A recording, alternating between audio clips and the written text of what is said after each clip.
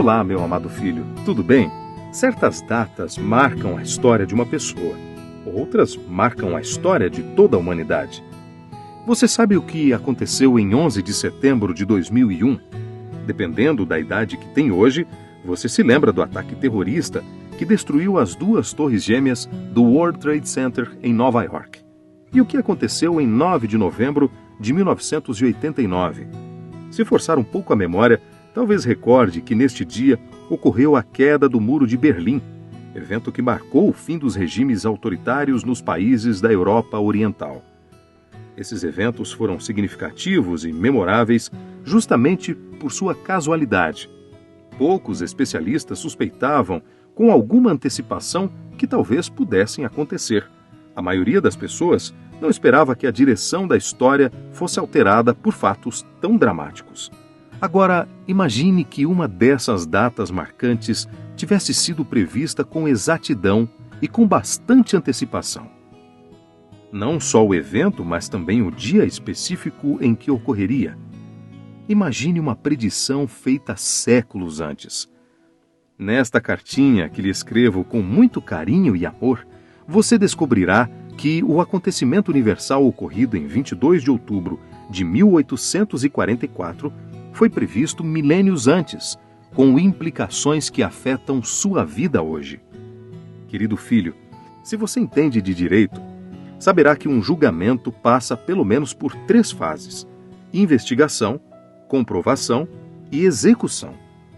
Quando me refiro ao juízo em Apocalipse 14, versículo 7, é sobre o juízo investigativo pré-advento. A primeira mensagem angélica anuncia a chegada da hora do juízo. João 4, de 21 a 23, capítulo 5, versículos 25 e 28 e Apocalipse 14, versículo 25. Trata-se do juízo investigativo que acontece antes da segunda vinda de Cristo, conforme o capítulo 8 de Daniel. Esse momento chega após uma sequência de poderes terrenos terem oprimido o meu povo e atacado a minha palavra. Filho, na visão do profeta Daniel, no capítulo 8, versículos de 1 a 4, ele vê um carneiro brigando com um bode. No próprio texto, mais para frente, nos versos 20 e 21, você perceberá que cada animal representa um grande império.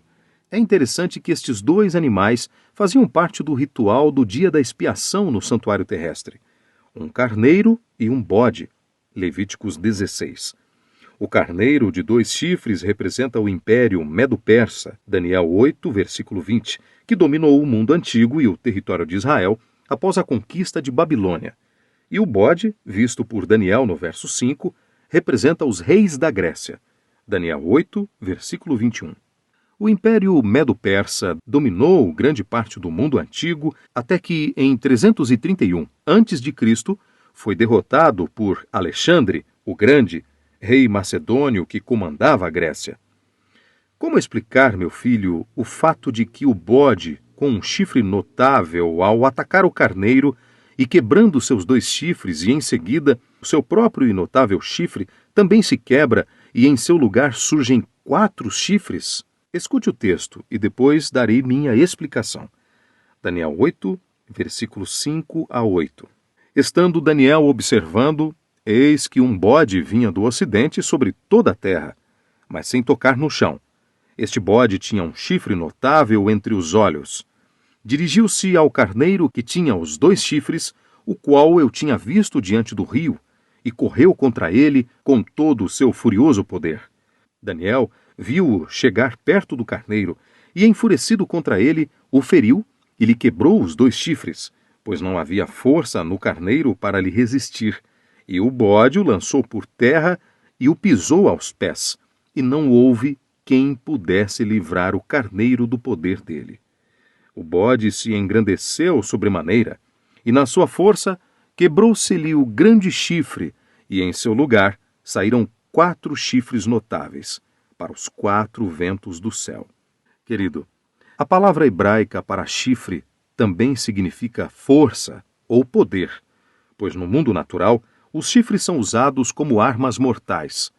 O fato de o bode ter um chifre notável entre os olhos, Daniel 8, versículo 5, indica sua superioridade física, assim como sua fúria. O chifre notável simboliza o primeiro rei, Daniel 8, 21.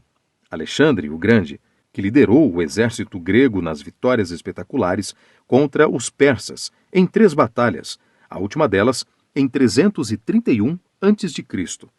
Tragicamente, cumprindo Daniel 8, versículo 8, Alexandre morreu pouco depois de suas conquistas, em 323 a.C., e 4 de seus generais dividiram os territórios conquistados em 4 partes: Cassandro, Macedônia e Acaia; Lisímaco, Trácia e Ásia Menor; Seleuco, Síria, Mesopotâmia, Pérsia e Índia; e Ptolomeu, Egito.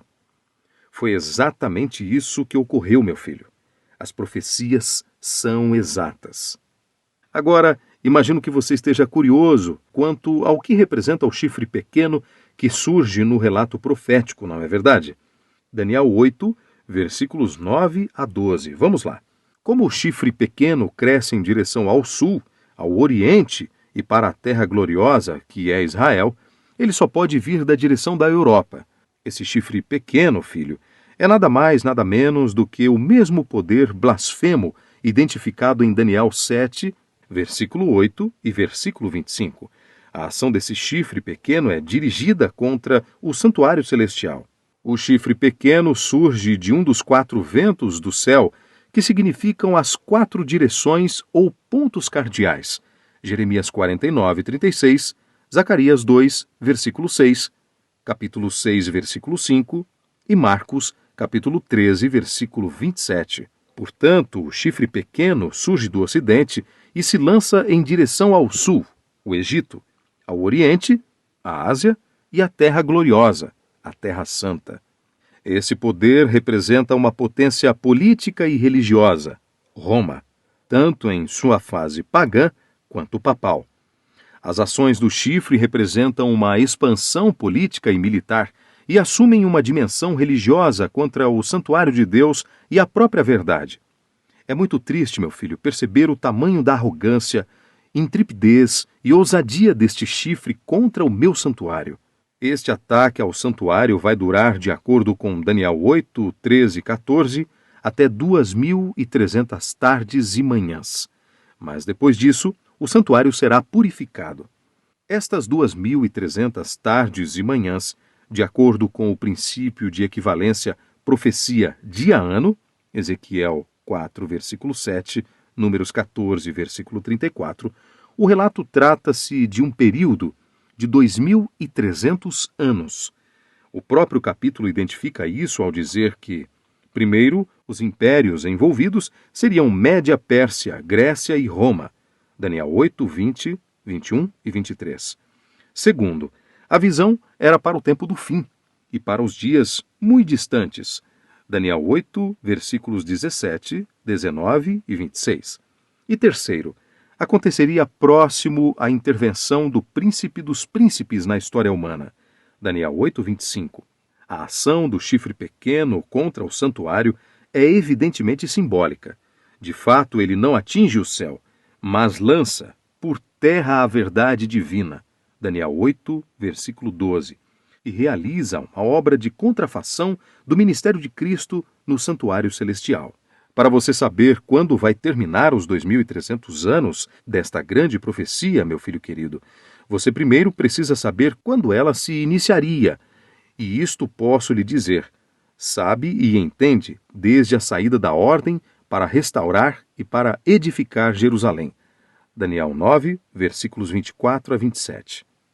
Neste relato, o anjo Gabriel vem para explicar ao profeta o significado da profecia das 2.300 tardes e manhãs. A exposição de Gabriel se inicia com a menção às 70 semanas determinadas sobre o povo judeu.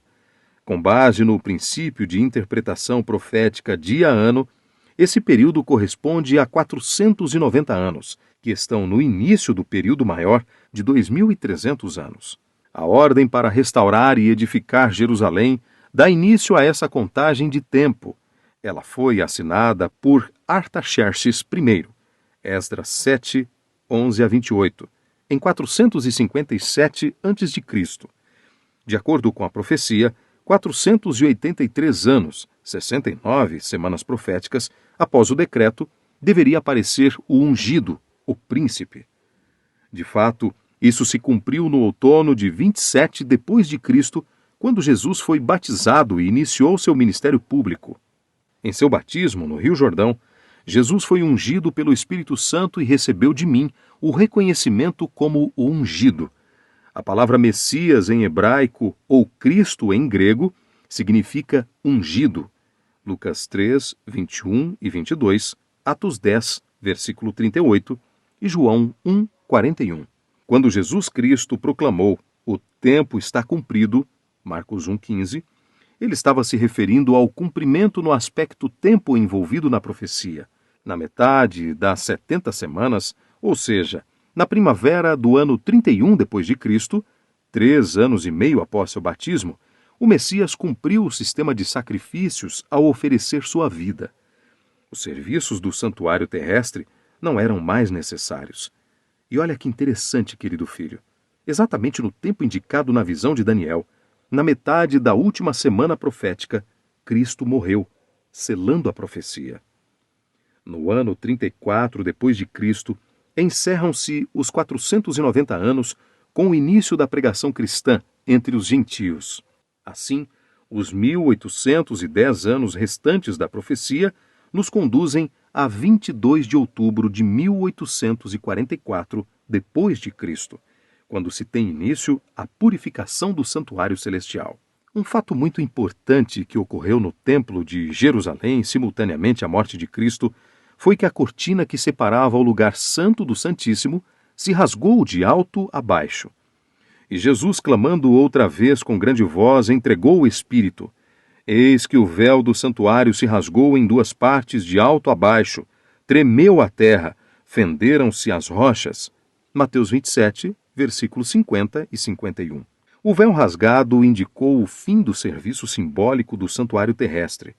O verdadeiro cordeiro havia sido morto, e a ministração no santuário celestial começaria a ser realizada pelo verdadeiro sumo sacerdote. Hebreus 8, 1 e 2. Como demonstração última desse fato, eu permiti que o templo de Jerusalém fosse destruído pelos romanos no ano 70 depois de Cristo. Uma vez que o templo não existe mais, a profecia que termina em 1844 evidentemente se projeta para a realidade celestial. É nesse ano que se inicia o juízo pré-advento. As palavras foram encerradas e o livro selado, Daniel 12, versículo 4, significando que estas profecias de Daniel só começariam a ser plenamente compreendidas no tempo do fim. A história registra um despertamento em várias partes do mundo para o estudo das profecias de Daniel e Apocalipse, especialmente durante o fim do século XVIII e início do XIX. Desses estudos surgiu a crença de que, próximo a 1844, Cristo voltaria à Terra. Destacou-se o movimento millerita, iniciado pelo pregador batista Guilherme Miller. Seu ímpeto foi frustrado por aquilo que a história cristã denomina de o grande desapontamento.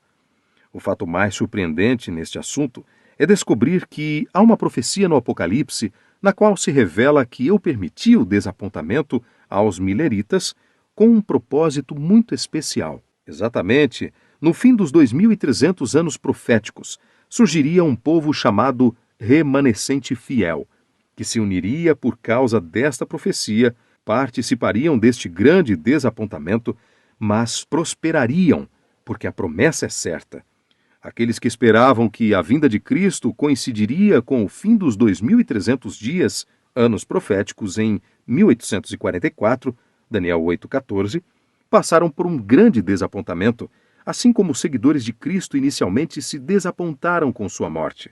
Lucas 24, versículos 15 a 21. Porém, alguns dedicados estudantes da Bíblia, dentre aquele grupo, entenderam que 1844 teve início a obra divina do juízo investigativo no lugar santíssimo do santuário celestial. Dessa compreensão renovada, surgiram os adventistas do sétimo dia, que atualmente pregam a mensagem bíblica em mais de 200 países e em cerca de 1.000 idiomas. Teu compromisso, filho. Repita comigo, meu amado filho. entendi que a profecia que indica a purificação do santuário iniciou seu cumprimento em 1844, mais precisamente no dia 22 de outubro, quando caiu o dia da expiação nesse ano. Iniciou-se então o juízo pré-advento. Eu me comprometo a buscar uma vida de consagração e lealdade ao Senhor, para que em sua vinda eu possa receber a coroa da vida. Escreva sua cartinha para mim.